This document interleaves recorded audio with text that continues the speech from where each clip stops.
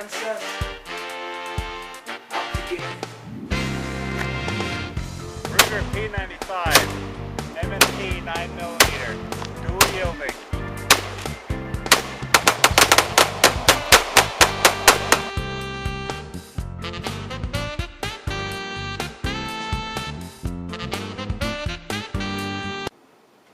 Hello YouTube, this is Gun Crazy 81 again, and I'm going to be making a video about my Mosin Nagant, my 9130 that I have. And what I'm going to be doing on this is I'm actually going to be doing a trigger job on it. And the reason why I'm going to do a trigger job is if anybody has ever had a Mosin, you know that their triggers can be kind of hard to pull. So it's got a really big heavy pull on it. And I've done a couple of my other Mosins the way I'm going to show you guys how I do it. And it actually really works really well, and it improves it a lot. And I think it cuts it down to about half the trigger pull. And what I'm also going to be doing is doing a two-stage trigger. You can see right here. See how floppy that is? So I'm also going to be taking care of that. What I'm going to do is I'm going to turn this off for a second, and then I'm going to show you everything that I'm going to do. So I'll be right back, okay? Okay guys, I'm back. I hope you can see everything pretty good. So I didn't want to go over everything, how to take it apart. I'm just going to show you the basics.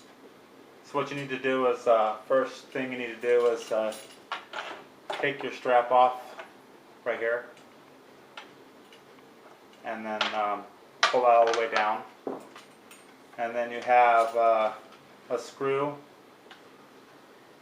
right here, and then you have one where your bolt goes in at, and then you just pull your bolt out, and then take that out. And then you'll have these little clamps here, and then you just press these little clamps in. There's one there and one there, and then this will come off, and then you can take off your barrel.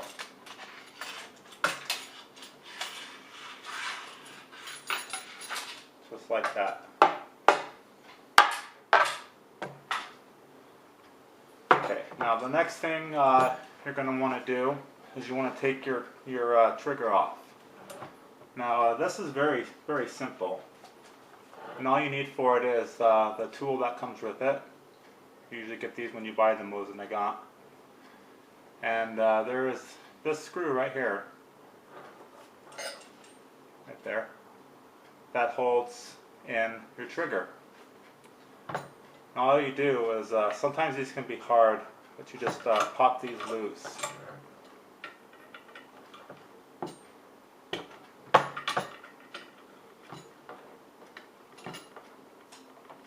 Oh, freaking A. Okay, so you might need a bigger screwdriver. There you go. Sometimes these stay in there a while, and hard to get out. So you just take this screw out, just a little tiny guy, and there's a little pin in there in your trigger. Now usually these will just pop out. Sometimes they don't. If you can't get it out, then you can get like a punch or something. And I'll be right back. Hold on.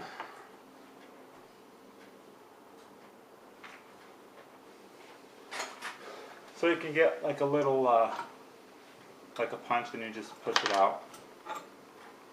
And sometimes you got to be careful of these, because these will drop out by themselves, and if you lose them, you got to buy a new one. And your whole trigger comes apart.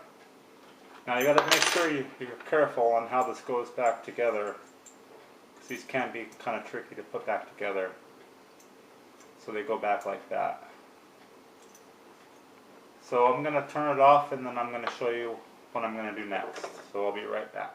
Okay guys, I'm back. So what you want to do is, how I'm going to do it, and this is how I've seen a lot of other people on YouTube do it, is you just want to get a little washer. Now this one's a brass one, and I bought this at Ace Hardware for 35 cents I believe. But you want to make sure you can get one that this screw will fit all the way through. That holds the trigger in. So you want it to kind of be like that. Now the first thing you're going to want to do is, before you do this, you need to get a pair of clippers.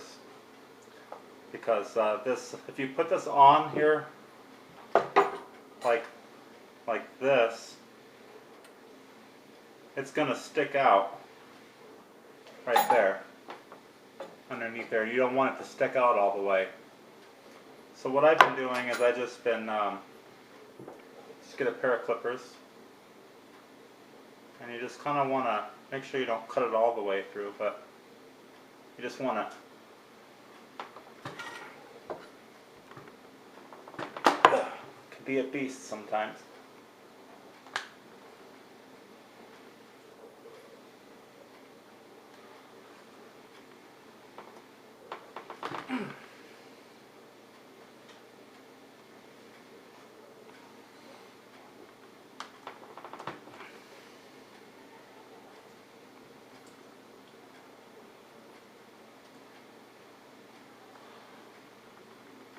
There we go.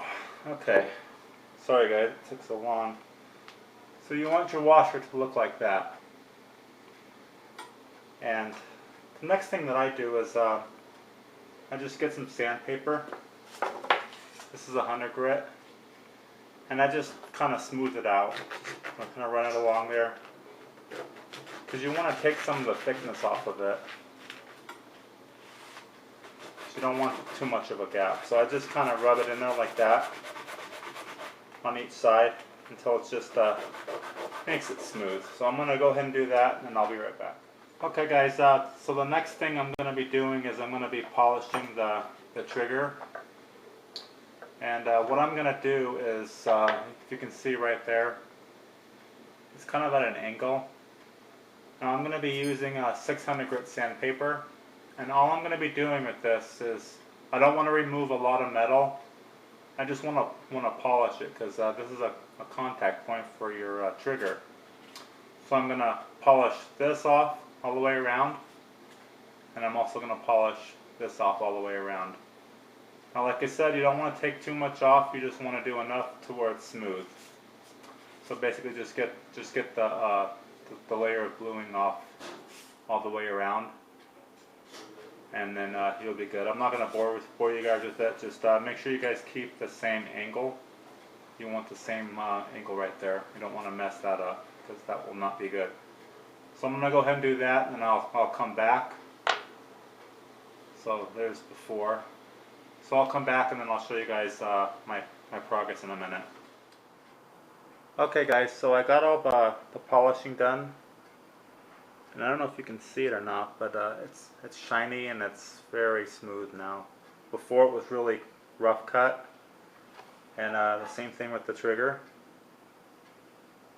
So it looks pretty good. So I'm going to put the trigger in, just like that. And then I'm going to put the washer in, like I showed you guys. And I'm going to put it right in here, like that. Okay? And then all you do is you just insert your trigger spring right in here, just like that. And then you get your screw.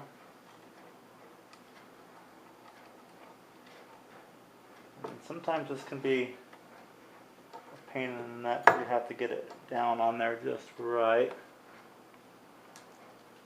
Okay, and then what you want to do is just tighten it up, and it's going to crush the washer in, but it's going to contour itself in there. You don't want to get this too tight, so just like that. So you'll have that little gap there, right in between. You can see the washer right there. And what that's going to do is just going to help relieve some of the upward pressure on your trigger. And I'm gonna put the spring in now, and I'm gonna show you guys how I do that. I'm trying to keep this as close as I can so you guys can see it. So I was at Walmart earlier, and I was looking for the perfect spring, and I actually bought this hair tie thingy, whatever you want to call it. I don't ever go to the girls section, but this is what I used. So I'm gonna just break this apart, and there's that little spring in there. And I'm gonna show you guys what I'm gonna do next. I'll be right back. Okay, so I got the spring out, but the problem I had earlier is the hole is not the same size as your pin. So you're just gonna have to play around with it a little bit. What I did is I just put a screwdriver through there, a small screwdriver, and smacked to kind of open it up a little bit. That way you can put your pin in there. And this is the tricky part of this. Now, this will fit in there perfect, the way it's supposed to go. And it's going to fit in there. It's going to be something similar to that. I don't know if you guys probably can't see that very well, but the spring's sitting right in there. And what you're going to want to do is you're going to want to get that pin through that hole and get it all the way through there so it doesn't come out. This is probably going to take me a few minutes, so I'm not going to get it all on camera, but as soon as I get it all put in and put together, I'm going to come back and I'll show you guys my progress. So I'll be right back. Okay guys, so I got the spring in, and it fit pretty well. But what you're going to have to do is you're going to have to adjust it and bend it up a little bit. And actually, when I did mine earlier, it took me a little while longer to do this one. I think I'm a pro at it now. But I just basically bent this down to a loop, and it's touching the bottom of that. And then this I just kind of bent up, contour towards the trigger.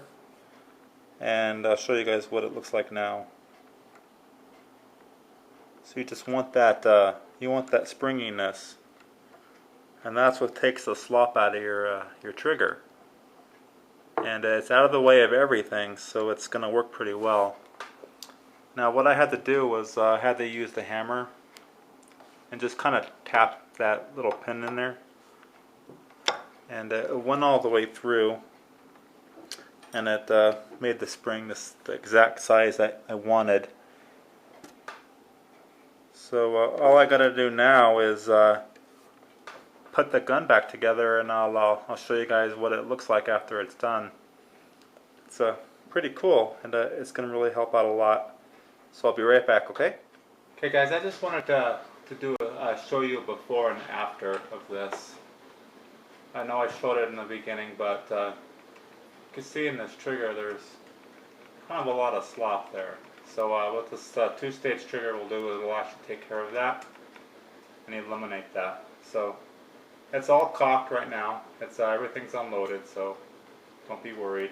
So it's kind of a hard trigger pull, like that. I'll show you guys again. So there's before. And I'll show you guys the after in a minute. Okay guys, I'm back with this Mosin Nagant trigger job. I took a couple weeks off of it because I've been really busy. So this is 2 weeks later that I'm finishing this up. So just wanted to show you guys the results of it. I'm going to go ahead and cock it back. It is safe. There's nothing in here. But if you can tell from before, when you pull the trigger back, it would just kind of slop around. Well, now you have that spring in there. And that acts as the two-stage trigger. Brings your firing pin or your trigger back up. And I'm going to go ahead and pull it back, see if you guys can see it. Now it is a little lighter. I really don't have to do much to it. And I figured I don't have a scale or anything, but it's about half of what it was before. Just barely have to put any pressure. These go from about 8 pounds to pull it. And with the mod I did on this, I say it's about 4 to 5 maybe. So maybe a little bit less. So I think it's pretty cool. So I hope this tip helps you guys out. And you know, if you try this, just be patient with it because it can be very frustrating. So let me know what you guys think of the video. I did cut my, did slice my finger open again. Had the knife run down my finger all the way right there. Got very lucky I didn't gash it pretty hard. But anyway, if you guys like the video, please give me a sore thumbs up. And leave me lots of comments. I'd like to know what your guys' feedback. If you guys have any other questions, you can either ask me in the comment section, or you can send me a PM, and I'll try to answer them as best as I can. So I appreciate you guys' your help, and you guys' watching, and I thank you for everybody for your support. Have a great day, guys. Thank you.